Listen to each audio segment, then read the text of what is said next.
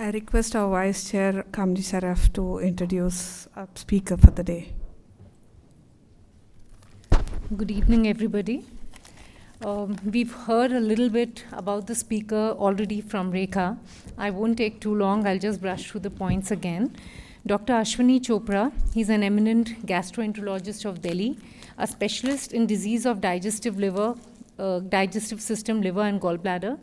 He's an alumni of St. Columba's School. He graduated from Maulana Azad College in 1974 and postgraduated from LNJP Hospital in 1978. He went to the United Kingdom for specialization, where he worked as a registrar in Chase Farm Hospital and the Royal Postgraduate Medical School, Hammersmith Hospital. He was admitted to the Royal College of Physicians in 1980 and obtained his MRCP degree from London. After a short tenure as lecturer in GB Pant Hospital in New Delhi, he started his private practice in 1984. He launched Aslok Hospital, the first private modern multidisciplinary hospital in New Delhi. Everyone is familiar with the high-quality, state-of-art and personalized care that Aslok has become synonymous with. It has also become synonymous with introduction of integrative medicine, where specialists from different fields of alternative medicine not only attend, but treat in conjunction with allopathy medications. Dr. Chopra is a member of various national and international societies of medicine, gastroenterology, and liver disease, and continues to participate and contribute in their conferences and activities. He is a visiting consultant to all major hospitals in Delhi, as well as various health centers of foreign missions in India, and is also an honorary consultant to Cromwell and Hammersmith hospitals in UK. He works in an advisory capacity to various schools, magazines, and paramedical organizations. His interest in medicine is not limited to modern medicine, but is also an expert in alternative disciplines of health and healing. He's extensively researched the latest in neurosciences, where science and spirits meet. He's a Reiki master, a pranic healer, and has a working knowledge of naturopathy, homeopathy, Ayurveda, chakra healing, yoga therapy, and the list can just go on. His daughter is in fact an accomplished yoga therapist who has spent a lot of time training and practicing in Hyderabad, and they have ample opportunities in working together with patients. He has conducted and attended various workshops in the field of holistic health, which deal with complementary systems of medicines and continue to promote the integration of all these fields.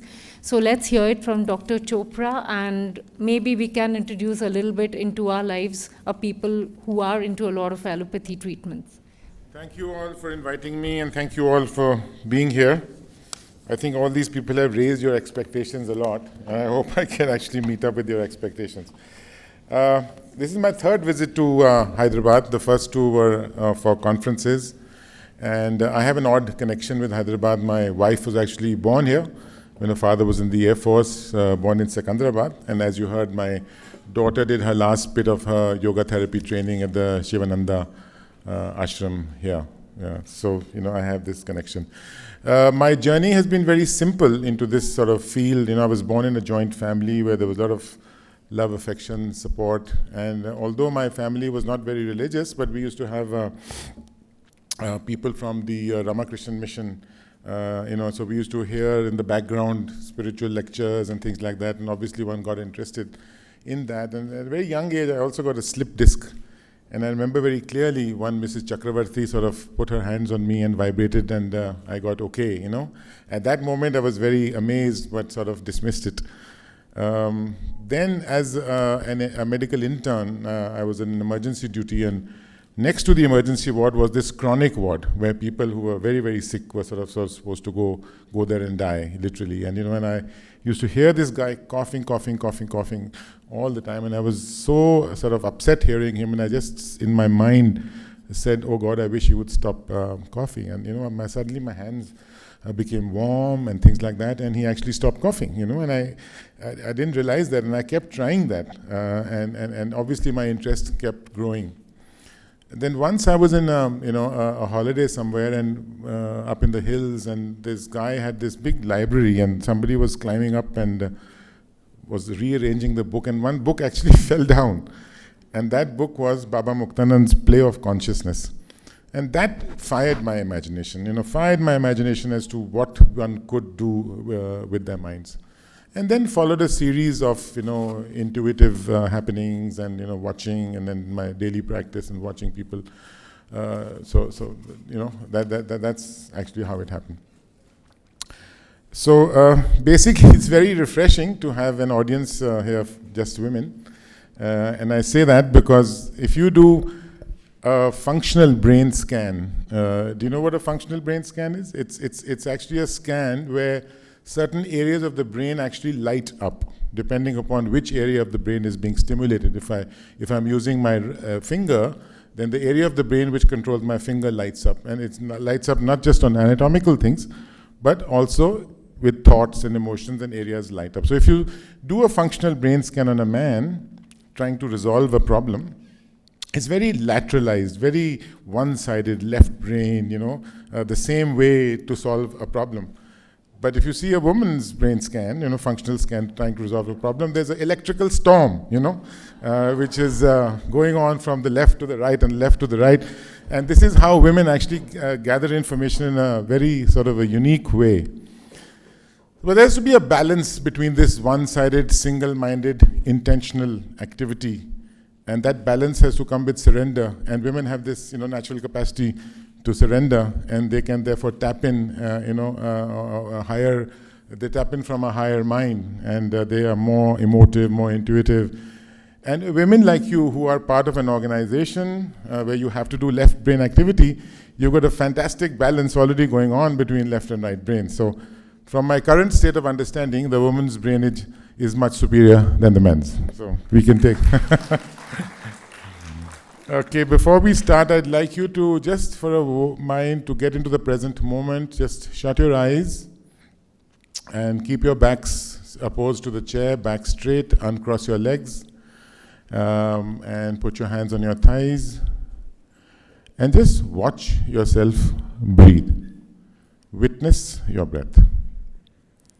Breathing in, breathing out. All you have to do is to just witness your breath. Now, while you're doing that, just focus on your body and just see what messages your body is giving you. And with your eyes still shut, imagine your space in the environment you're in. Imagine the space that your body is occupying. So did you notice when you were thinking about your body, you didn't think about the space, and when you thought about the space, you never thought about the time that you spent doing that? Anyway, this is just a very simple sort of exercise to get into the present moment.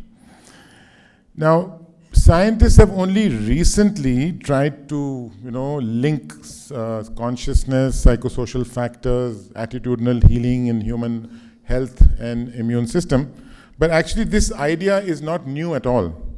Many years ago, I was asked to comment upon a very difficult case by a group of doctors. And I examined the patient and explained to them that although this man is suffering from physical things, the problem is in the mind. And I tried to explain to these doctors how the mind has actually produced it. So they asked me, when did this theory originate? I said, well, hundreds of years ago.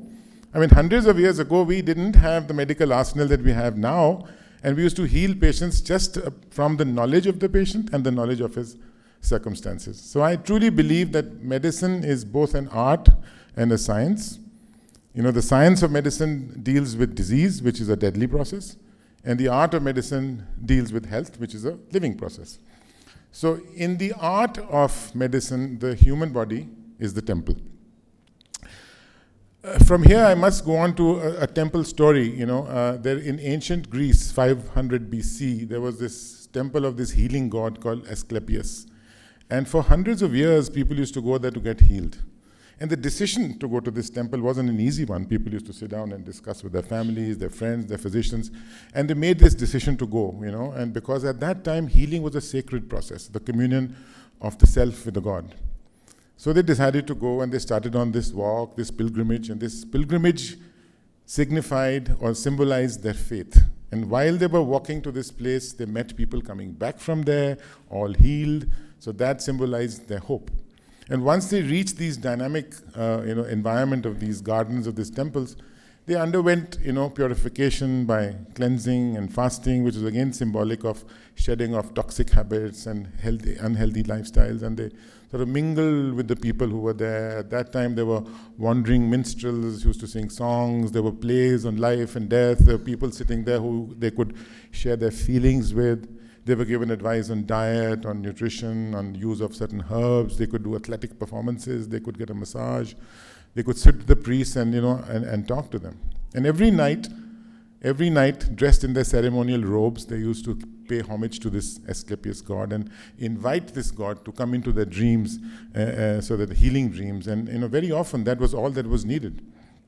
And if the healing did not take place, they had the opportunity to discuss and interpret their dreams with the priests. So living day by day in this environment, focusing on diet, focusing on health, focusing on self-examination, on community support, they slowly restored their health. The balance came back. Now you may argue that they may have had diseases which would have gotten okay by themselves, or it was because of diet and nutrition and community support. But the central point in this thing is that these people used a mixture of science, art, philosophy, humor, and spirituality to heal the patient. This is the true mind-body connection. Therefore, they converted anxiety into harmony, anger into peace, despair into hope, isolation into community living, and mental paralysis into possibility. So central in this theme, that you could not heal without including the human behavior and attitude, right? So having said that, we are actually living in a very exciting time. As you can see, that all of us are realizing that the ways that we were used to are not working for us or for humanity. And waking up to this fact, we all also realize that we are on a journey. We are all on this journey of developing our own consciousness, humanity as well as individuals. The material world leaves us spiritually unfulfilled and emotionally empty. The spiritual world also doesn't take care of our, the humanness, our emotions, our physical bodies.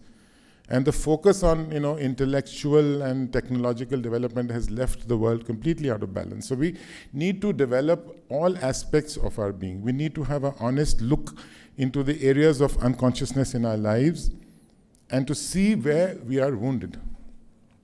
So I find it very simple to divide the human body into 4 parts: the spiritual, the mental, the emotional, and the physical. The spiritual part is that part, our very essence, our soul, that one that connects us with the universe, which is beyond space and time. It involves finding a deeper meaning and deeper purpose to our lives. The mental part is our ability to think and reason. It consists of our behaviors, our attitudes, and everything like that. It also helps us to think clearly, make correct decisions, to discriminate properly. The emotional level of our being is that part where we feel life very deeply at a feeling level, where we can understand the full range of human emotions, where we can develop meaningful relationships with people. The physical level, of course, is our body, and also the ability to thrive and strive in this world. We need to, it involves looking after our bodies and to be able to live in this world in a meaningful, comfortable way. Now, all these 4 levels are very important. And you see, we may have got wounded in various ways, like suppose I've grown up with a spiritual belief, which I finally find doesn't work for me. I get wounded on the spiritual level. If I'm not confident at the intellectual level, I may grow up wounded at the intellectual level. Or I may have had an emotional, some disappointment or hurt where I get wounded on the emotional level. Or I may have a physical weakness which makes me that. So all of us, as we go through life, wounded in various ways, if we actually look at it, life will present us with an opportunity where we awaken. So we can either awaken at the physical level, say after an accident or an illness, provided we look at it that way. We can wake on the emotional level if we've had a serious, a divorce, a death of a spouse, loss of a job, or something like that. At the mental level, usually by reading some intellectual literature, where we've had a sudden epiphany of aha. or at the spiritual level where we may have had a mystical sort of experience or a near-death experience, as you may have heard. So all these levels are very important, and if we start to look at it that way, we will awaken, and that will be, so it doesn't matter which level you awaken at, your healing journey will start once you are sort of awakened, So all these levels are interconnected. So when you have a disease, it's a reflection of the disharmony that is, or the anxiety or the conflict that is happening at other levels as well.